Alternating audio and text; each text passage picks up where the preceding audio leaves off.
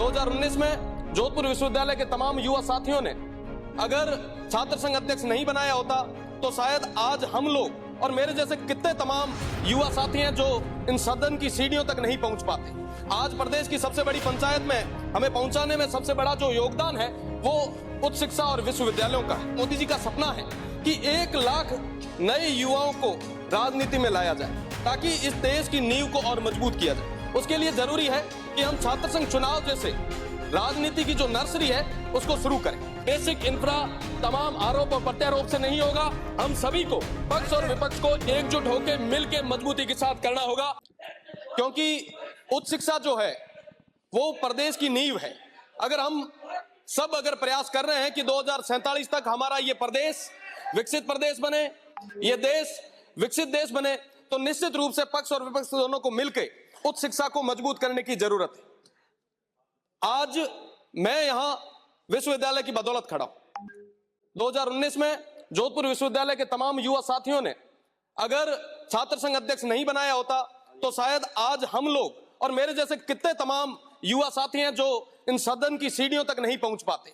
आज प्रदेश की सबसे बड़ी पंचायत में हमें पहुंचाने में सबसे बड़ा जो योगदान है वो उच्च शिक्षा और विश्वविद्यालयों का है। मेरा निवेदन है माननीय मंत्री जी से कि आज के समय में प्रवेश परीक्षा और परिणाम तीनों समय पे नहीं हो रहे, जिसकी वजह से आम छात्रों को, ग्रामीण परिवेश से आने वाले युवाओं को काफी नुकसान हो रहा है। मेरा निवेदन है कि पूरे प्रदेश की सारी यूनिवर्सिटीज का एक कैलेंडर तय हुए और निश्चित रूप से उस समयबद्ध तरीके से आप प्रवेश भी लें, परीक्षा भी कराएं और परिणाम भी आए, ताकि कोई भी तरीके की अनियमितता नहीं हो। साथ ही साथ मोदी जी का सपना है कि 1 लाख नए युवाओं को राजनीति में लाया जाए ताकि इस देश की नींव को और मजबूत किया जाए। उसके लिए जरूरी है कि हम छात्र संघ चुनाव जैसे राजनीति की जो नर्सरी है उसको शुरू करें। चाहे किसी ने भी, मैं कहता हूं कि पूर्ववर्ती सरकार ने छात्र संघ चुनाव पे रोक लगाई, पर मेरा वर्तमान सरकार से निवेदन है कि आप छात्र संघ चुनाव कराएं ताकि नए युवाओं को राजनीति में आगे आने का मौका मिले। आज के समय में चाहे यूनिवर्सिटी हो चाहे कॉलेजेज हो, दोनों में टीचिंग और नॉन टीचिंग की बहुत भारी कमी है। आप देखेंगे कि आज के समय में कॉलेजेज जो है वो एक एक टीचर के भरोसे चल रही है। यूनिवर्सिटीज में आप देखेंगे तो बड़ी मुश्किल से आपको गिने चुने जो है प्रोफेसर्स मिलेंगे। ये बहुत बड़ी समस्या है। अगर आज के समय में इस एआई के युग में अगर हम प्रॉपर तरीके से टीचिंग स्टाफ नहीं दे पाएंगे तो वो तमाम चीजें कैसे बन पाएगी। आज विद्या संबल योजना के तहत हम कुछ जो प्रोफेसर्स हैं उनको ले रहे हैं, टीचर्स को ले रहे हैं, यूजीसी के आधार पे, यूजीसी के नियमों के आधार पे ले रहे हैं, पर उनको 5 साल तक ही रखने की बात हो रही है। आज के समय में उनका जो भविष्य है कहीं ना कहीं वो खतरे में है। मुझे लगता है कि प्रदेश की सरकार को इस और ध्यान देने की जरूरत है। साथ ही साथ पेंशनर की बात मेरे से पहले तमाम जो वरिष्ठ जन है उन्होंने कही। आज के समय में जो लोग जिन्होंने पूरा जीवन विश्वविद्यालयों को दे दिया, आज ये नौबत आ गई है कि उनको उसी विश्वविद्यालय के आगे धरने पे बैठना पड़ रहा है। एक चतुर्थ श्रेणी का कोई अगर कर्मचारी है जिसको 10,000 रुपए पेंशन की मिल रही है, आप विचार करें अगर 6 महीने तक उसको पेंशन नहीं मिलती है तो उसके परिवार की क्या हाल होगी।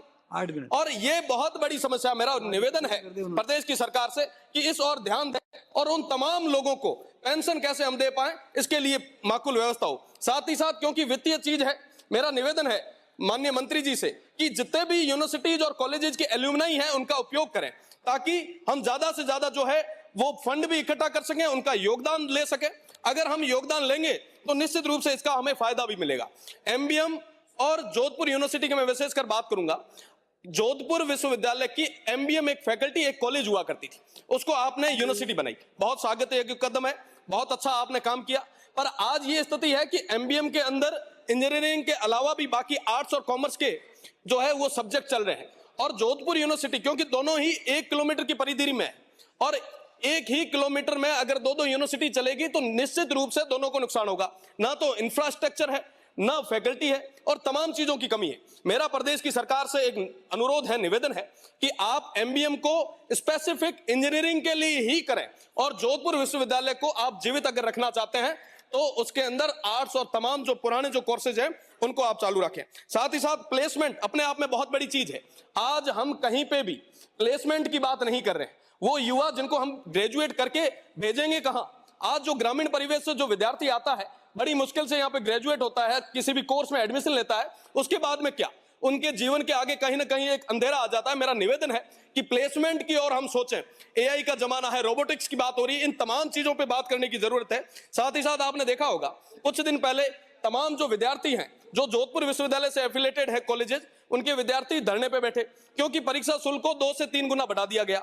इस तरीके से वित्तीय भार जो है वो ग्रामीण परिवेश से आने वाले विद्यार्थियों पर ना डाला जाए, मेरा खासकर निवेदन रहेगा। साथ ही साथ शिव और गडरा कॉलेजेस में स्टाफ की भारी कमी है। मुझे लगता है कि अगर हम स्टाफ को पूरे तरीके से डिप्लॉय करेंगे और विशेषकर इंटरनेशनल बॉर्डर पे, जहां से जो ग्रामीण परिवेश के जो विद्यार्थी हैं, वो विद्यार्थी जो जयपुर तक नहीं आ पाते, राजधानी तक नहीं आ पाते, उनके लिए जरूरत है कि हम पूरे तरीके से स्टाफ दें।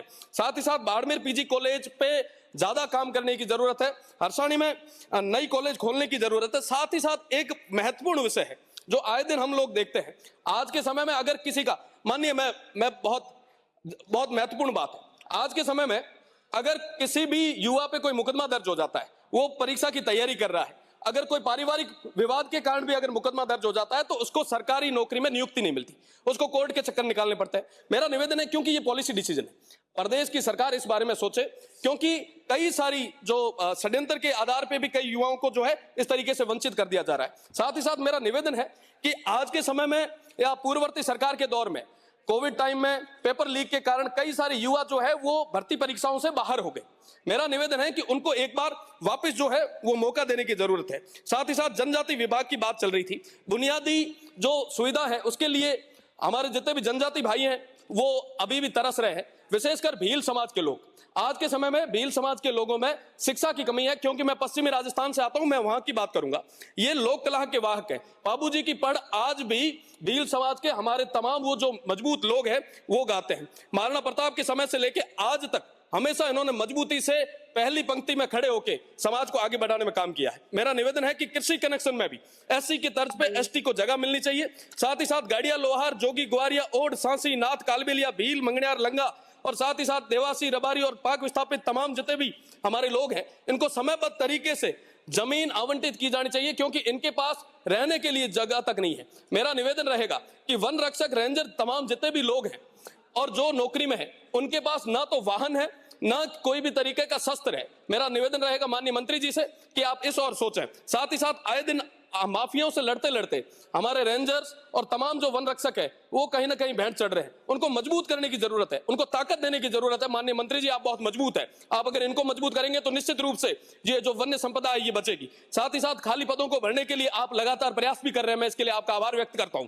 पर अभी तक वैसा जो रिजल्ट हम चाह रहे हैं वो हमें मिल नहीं पा रहा। मेरा निवेदन है कि डीएनपी के अंदर तमाम नए टावर्स और मूलभूत सुविधाओं की जरूरत है, आप इस और विचार करें, क्योंकि इंटरनेशनल बॉर्डर पे तमाम वो 117 गांवों के जो लोग हैं वो बड़ी उम्मीद के साथ आपकी तरफ देख रहे हैं। साथ ही साथ ओरण की जो यात्रा लंबे समय से चल रही है, आज ओरण को बचाने के लिए मारवाड़ की राजधानी जोधपुर में बहुत बड़ा महा पड़ा हुआ है। तमाम लोग प्रदेश की सरकार की और एक आस और उम्मीद की तरफ देख रहे हैं। मेरा निवेदन रहेगा प्रदेश की सरकार से कि आप इस और सोचें। साथ ही साथ यूनिवर्सिटी जो है वो कोई राजनीति का विषय नहीं है, यूनिवर्सिटीज को आगे बढ़ाने में हम सभी की भागीदारी होनी चाहिए। अगर हम बात करते हैं कि वाकई 2047 तक ये प्रदेश आगे आए, प्रदेश मजबूत हो, तो उसके लिए वो तमाम हमारे युवा है उनको हमें मजबूत करने की जरूरत है। आज के समय में उन पे कोई वित्तीय भार ना पड़े, उन पे कोई एक्स्ट्रा बोझ ना हो, परीक्षाएं समय पे हो, प्रवेश समय पे हो, परिणाम समय पे हो, अगर ये तमाम चीजें हो जाती है तो निश्चित रूप से हम विकसित राजस्थान की ओर बढ़ेंगे। और तमाम जो वाइस चांसलर